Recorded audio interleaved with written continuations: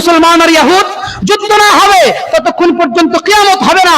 ফায়াকতুলুহুমুল মুসলিমুনা, মুসলমানরা ইহুদিদেরকে হত্যা করবে।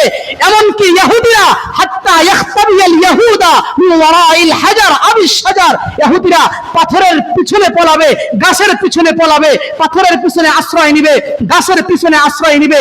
আশ্রয় নেওয়ার পরে হাদিসে স্পষ্ট এসেছে ফায়াকুলুল হাজার আবিশ শাজার, পাথর আর গাছ বলবে ইয়া আব্দুল্লাহ ইয়া মুসলিম, হে মুসলমানের সন্তান, হে আল্লাহর বান্দা, এই মুসলমানের সন্তান, আল্লাহর বান্দা, হাযা ইহুদিয়ুন খালফি, আমার পিছনে একটা ইহুদি আছে, ফাতাআলা ফাতাআলা ফাতাআলা, দ্রুত আসো দ্রুত আসো, ফাকাতালতুহু, তাকে হত্যা করো হত্যা করো। এত আস্তে আল্লাহু আকবার। সুতরাং বাতিল শক্তি ইহুদিবাদ।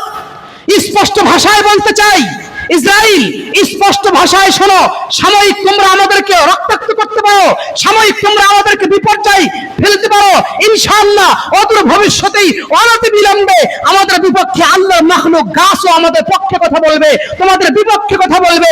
একটা গাছ সাক্ষ্য দিবে আমার পিছে ইহুদি আছে, তোমাদের কন্যা নামায় ফেলবে ইনশাআল্লাহ ইনশাআল্লাহ। একটা গাছ কথা বলবে না। কয়টা গাছ? ইল্লাল গরকত ফাইন্নাহু মিন শাজারিল ইহুদ।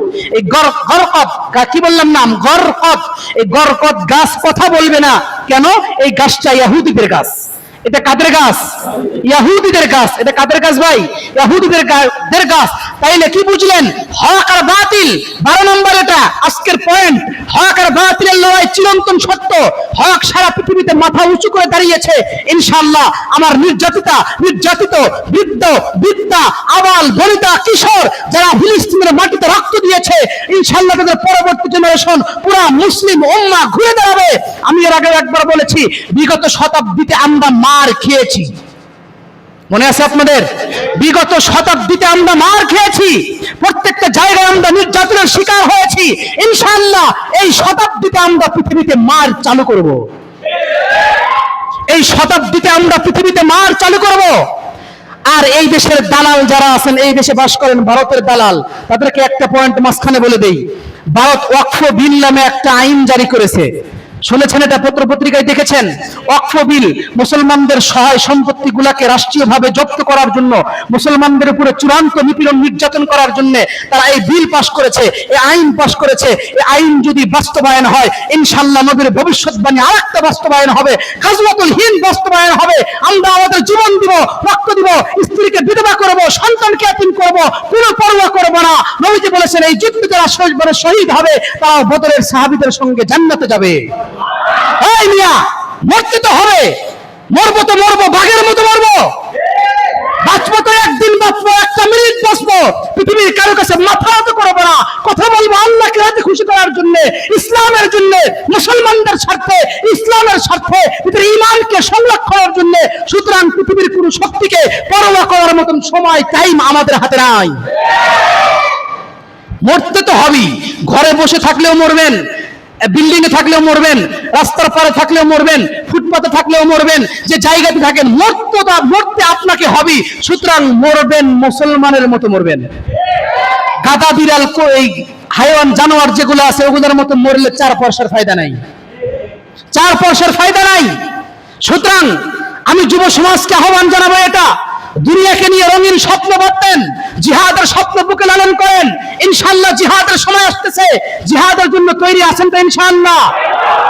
সাবিলুনা সাবিলুনা সাবিলুনা সাবিলুনা তারিকুনা তারিকুনা। জোরে বলেন।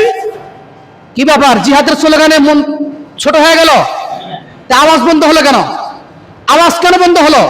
সাবিলুনা সাবিলুনা, পিছনের লোক বলে না কেন? ভয় পাইতেছেন? ভয় পাইতেছেন? ভয় পাওয়ার কিছু নাই। মানচিত্রের বিভাজনে আমরা কিছু করতে পারতেছি না। কার বিভাজনে? জোরে বলেন, কার বিভাজনে? মানচিত্রের বিভাজনে আমরা কোনো পদক্ষেপ গ্রহণ করতে পারতেছি না।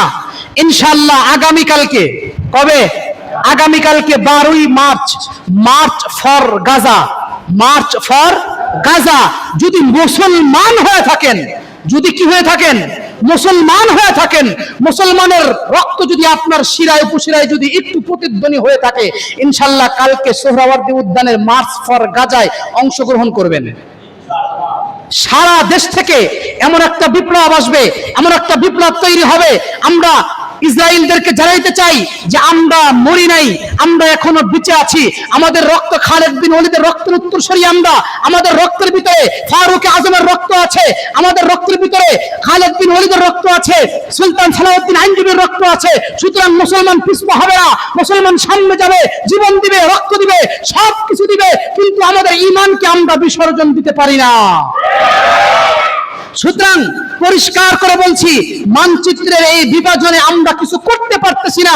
আমি বর্তমান এই গভর্নমেন্টে যারা আছেন, সরকার প্রধান মাননীয় প্রধান উপদেষ্টা ইউনূস সাহেবকে এখান থেকে একটা মেসেজ দিতে চাই, আপনি ফিলিস্তিনের ভিসা উন্মুক্ত করে দেন, ফিলিস্তিনে যাওয়ার জন্য আমাদের পথ তৈরি করে দেন। প্রয়োজনে আমাদের ভাইদের সঙ্গে আমরা শহীদ হব, আমরা জান্নাতে দেখা করব, আমাদের ভাইদের রক্তের বদলা নিব, আমাদের বোনদের ইজ্জতের বদলা নিব, আমাদের বোনদের ইজ্জতের উপরে যারা আঘাত করেছে আমরা তাদের থেকে প্রতিশোধ গ্রহণ করতে চাই। প্রয়োজনে সবকিছুকে ছাড়বো, ফিলিস্তিন আল কুদসকে মুক্ত করেই ছাড়বো ইনশাআল্লাহ। ইনশাআল্লাহ রাজি আছেন তো? ইনশাআল্লাহ বলেন সাবিলুনা সাবিলুনা, জয় বলেন সাবিলুনা সাবিলুনা, তারিকুনা তারিকুনা, তারিকুনা তারিকুনা।